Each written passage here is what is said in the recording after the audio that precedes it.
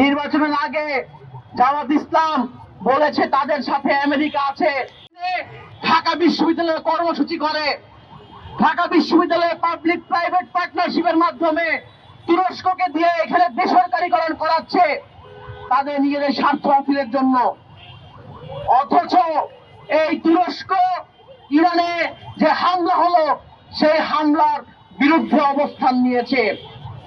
আমরা এও দেখেছি নির্বাচনের আগে জামাত ইসলাম বলেছে তাদের সাথে আমেরিকা আছে, তাদেরকে আমেরিকা সহযোগিতা করবে ক্ষমতায় আসতে। সেই দল, যেই দল আমেরিকায় ট্রাম্প নির্বাচিত হলে তাকে অভিনন্দন জানায় এবং ইরানের উপর হামলার পর আমেরিকার নাম মুখে আনতে পারে না, তারা কখনো এই হামলার বিরোধিতা করতে পারে না।